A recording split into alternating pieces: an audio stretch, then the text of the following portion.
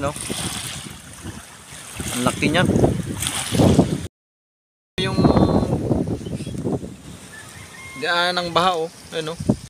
Ang tatlong barko oh. Ay bali apat pala yan. Ayun oh. Ayun oh, at lagyan namin ng kanal. Manong yung ano. Kasi doon na doon sa loob oh. Doon namin lagyan ng kanal no. Ang burdal. Dito gagaan yung tubig oh. Aabot yung kanilang bahay. Yung bakot kanilang bahay oh.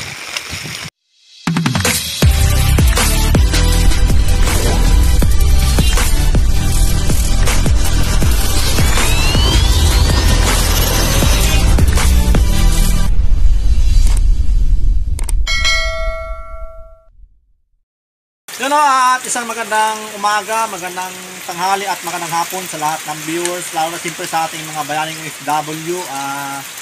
Panibagong araw, panibagong video. Ngayong araw ay araw ng Martes, no? Ayan, time check tayo, alas 12:50 ng tanghali. At yun, dito sa Bordas Island ay medyo lumakas na yung hangin, no? Yan, nararamdaman natin yung hagupit ng bagyong Christine. Yan. Ayan, at sa mga daraanan pa ng bagyong ito, at mag-ingat po tayo palagi, no? Kasi habang papasok yung bagyo, unti-unti rin siyang lumalakas, no? Yan, so sana ay wag nang tumama pa din sa atin, no? At wag na sanang lumakas pa ng sobra. Yan, kasi marami naman yung apektuhan nitong bagyo na ito. Yan, at mag-ingat po tayo palagi at dalhin po natin yung ating mga kailanganin, no? Kung sakali man na tayo ay mag-evacuate, ihandaan natin yung ating mga gamit o lahat ng mga kailanganin natin para diretso na po yung ating pag-evacuate kung sakali man na mag-evacuate tayo, no?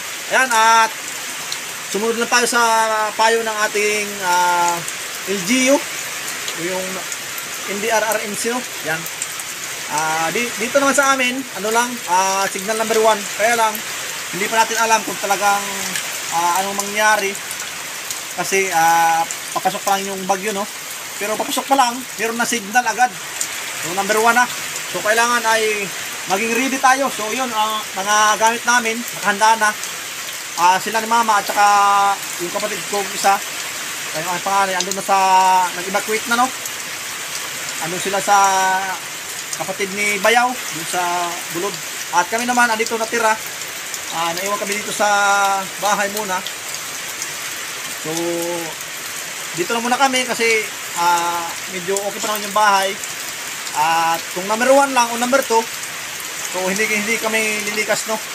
Pero pag number 3 na o number 4, yan, lilikas kami ng bahay kasi medyo nakatakot na yun. At saka yung bahay ko, ang bahay namin andito sa gilid ng dagat, inaabot ng dagat. Saka nakatakot dito kasi kapag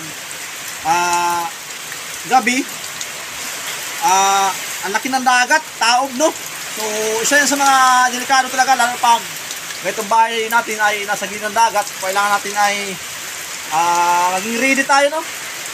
So pakiramdaman lang natin kung anong mangyayari at kung sakali man evacuate tayo, yung kinakailangan talaga. Ayan, so papakita ko sa inyo yung baha na dito, dito sa may sapa, no? Dito sa harap namin.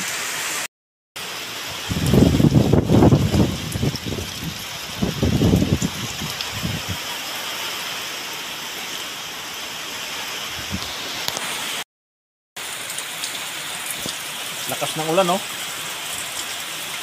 Yan, no?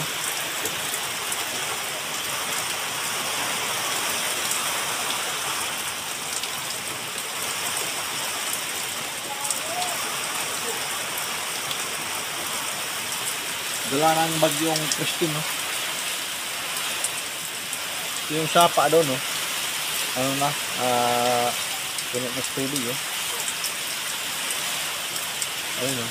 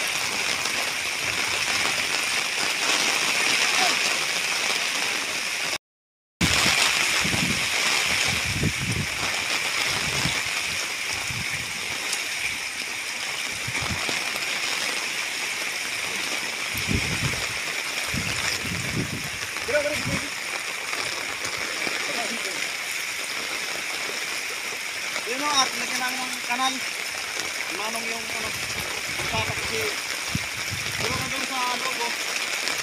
Kung hindi namin lagyan ng kanal no, ng burnal, dito gagaan yung tubig oh. Aabot yung kanilang bahay, yung bakod sa kanilang bahay oh. So dito kami naglagay ng burnal no. Lagyan ng burnal. Unahan yun no, pahak na yun na. Ano? Ano, apin na eh.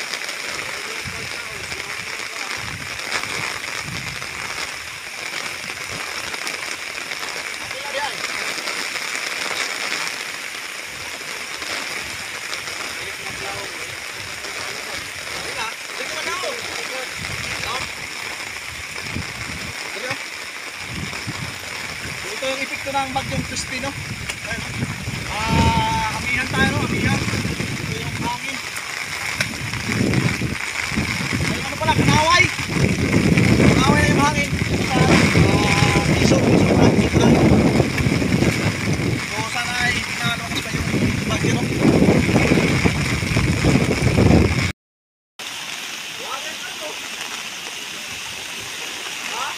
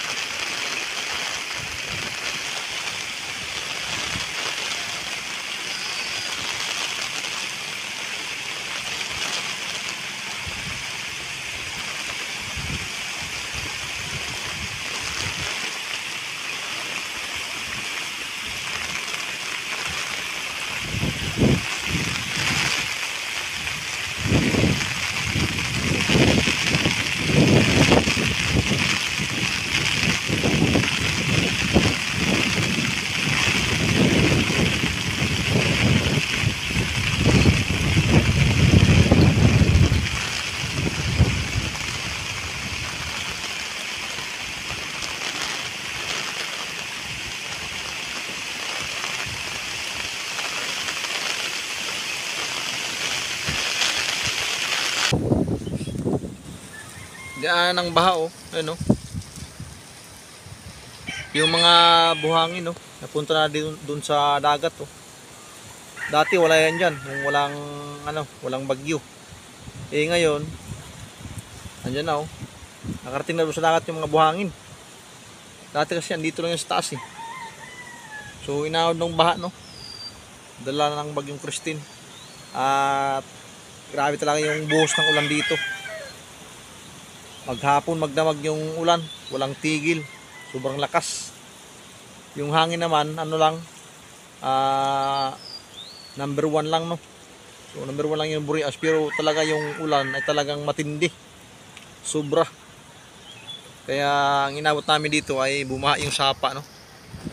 At saka yan yung yung buhangin. Ang tatlong barko ay bali 4 pala yan. Ayun no. Pumasok yung mga barko na yan no. Grabe oh.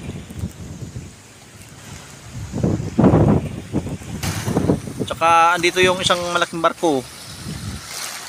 Takot siya sa bagyo. Kaya pumunta talaga dito sa